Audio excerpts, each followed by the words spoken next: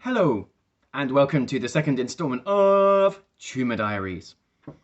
I'm mainly making this video to prove that I can use landscape mode as well as portrait mode. And obviously, many of you have been asking about my skincare routine. How can I say no to that? But yes, the last video I mentioned I was waiting for my biopsy results. So I received them and it is confirmed to be cancer. And it's also confirmed that my tumour is the same cancer I had before, which is testicular cancer. So the good news is that cancer is treatable, because some cancers aren't treatable. So my cancer is treatable, which is very good news. And what else? Well, for me, the strange thing about this is, despite my cancer being in my abdomen to the left of my belly button, it is still called testicular cancer. So be ready to be confused, because I sure as hell am. Yes, so it's testicular cancer, and yes, I mentioned that my doctor speculated that I would have 3 rounds of chemotherapy, being in for 3 days at a time. So now that my doctor, well, my oncologist really, now that my oncologist has seen my biopsy results, she's actually decided that I should have 4 rounds of chemotherapy. 1 round is 3 weeks, so that's 12 weeks. So 4 rounds of chemotherapy. And instead of being in for 3 days, I should be there for 5 days a week. So that is quite an upping of how much chemotherapy I'm going to have. So I think one reason is they really just want to obliterate it, so there's no chance of a recurrence. Because, to be honest, this recurrence is a surprise. I had been taking my regular blood tests as a person who had cancer, and those blood tests check for one thing, and like one thing only, and therefore this thing called a tumour marker, which obviously is a way of measuring the likelihood of you having a tumour in your body. And consistently, my tumour markers were low. My last blood test was in November, so yes, it's quite strange. I feel like this tumour has snuck in under the radar, really. Yes, right. So I mean, I expect to be done with chemotherapy by the first week of June. And yeah, after that, there may be an operation if there's some remnants of the tumour left, but who knows? Yeah, so I mentioned I was due a trip to the fertility clinic.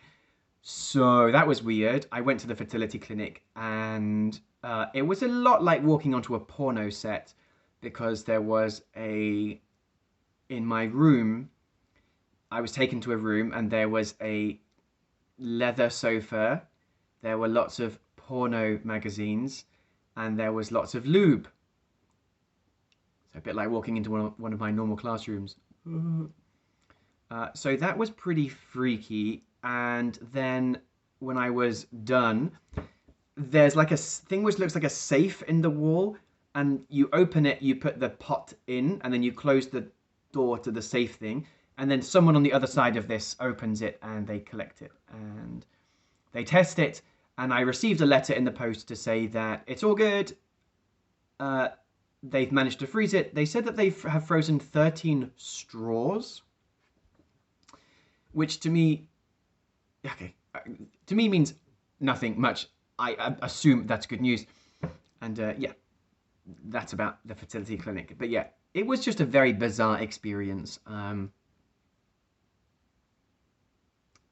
It's really good, obviously. It's just also very bizarre going there and doing it. What else to say? Not too much else to say. My painkillers are really good, so I'm not in too much pain, especially compared to when I first went into hospital, when I was basically... Yeah, why don't I talk about that for a minute? Before I was given proper painkillers, I was in a lot of pain. Now, the pain was centered around my abdomen, and it got in the way of everything, like everyday tasks. I couldn't stand up straight because the pain was so much. And I couldn't sleep. Now that was the worst thing, because sleep deprived plus in pain basically all day is awful. The painkillers I was taking were giving me constipation, and I was supposed to take this other medicine, which was like anti-constipation. So it was all just a whole lot of crap, to be totally honest. And it wasn't the most pain I've been in. That would be when I had appendicitis. That was absolutely awful. But it was consistent. That was the problem. It didn't go away. So for example, I'd try and sleep in my bed and I couldn't because of the pain. I would try sleeping in different positions. Nothing worked. I would come downstairs and try and sleep on the table behind me. Well, not on it, but I would sleep on a chair with my head on it. That just didn't work. It's strange even now thinking about it, because it feels like a long time ago, even though it was just 2 or 3 weeks ago. And I was constantly like on the verge of tears. I felt extremely emotional all the time, like totally sleep deprived. I imagine it's a little bit, yeah, well, just imagine when you have felt very emotional and in pain, it was just like that. Perhaps a bit more, but perhaps not. So yeah, then I talked to the GP, and then they took me to hospital basically. They literally said just come to hospital straight away when I phoned them when I was in pain one day. So yeah, then everything changed from then. I'm on a fantastic painkiller called pregabalin, which I take 3 times a day, and I'm also on morphine and other stuff like ibuprofen. So that's that really. The only little problem I have is I mentioned I had a stent put in to reconnect my bladder to my left kidney. And so sometimes it's a bit annoying because my bladder's sometimes giving me the signal that I really need to pee, and I go and there's nothing. So that can be annoying, and it does kind of hurt when I pee. But that's a normal side effect of having a stent put in. What else can I say? Oh yeah, well, I'll tell you what, one thing which has helped me is kind of a strong word, but the one thing that I have enjoyed over the past few weeks, knowing that I'm due to have chemotherapy very soon, has been music, and in particular, like radio and Six music. I've always loved the DJ Giles Peterson, so listening to him, but also like Huey Morgan on there as well. Annie Mac has been just amazing. Don Letts does some really cool, like relaxing tunes, lots of like reggae and dub, and just tunes that go on for a really long time. And there's no ads, there's no news breaking it, and it's just, you can really start vibing with it as well, which is just really mellow and just great fun. Also, I'm introduced to new genres all the time and artists, which is a really cool feeling.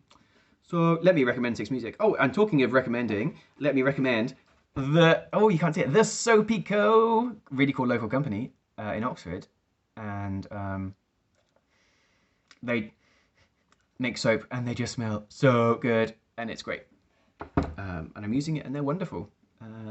Yes, and lastly, I would like to say, well, connected to this really, is I want to thank everyone who's watching this video, as well as other people too. Just thank you so much for your support and your kind words and your messages and things that you've sent me, because it does mean a lot. When I first had testicular cancer, it was very different to what I'm about to go through now. Like, I was never in any pain, and when they removed my testicle, it was called a minor routine operation. I literally walked out the same day. So I can't compare that cancer to this cancer. And the reason I say that is I didn't need a lot of support. I didn't need a lot of people telling me, stuff. And the fact that I'm getting it now means the world to me. And I can imagine how it's going to continue to mean a lot to me as I go through, what I'm told is quite a grueling process of basically being poisoned and losing my hair, as well as becoming infertile. But of course, all those things are kind of, temporary. So I will be able to be myself again after the spring, when summer comes around.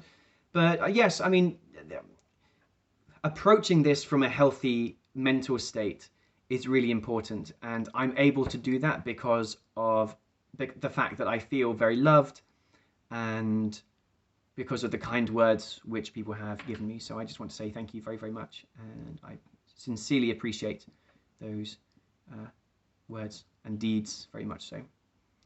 Yes, so this might be my last video, I'm not sure. It's definitely my last video before chemo. But yeah, anyway, thank you very much again. Don't worry about subscribing, that's fine.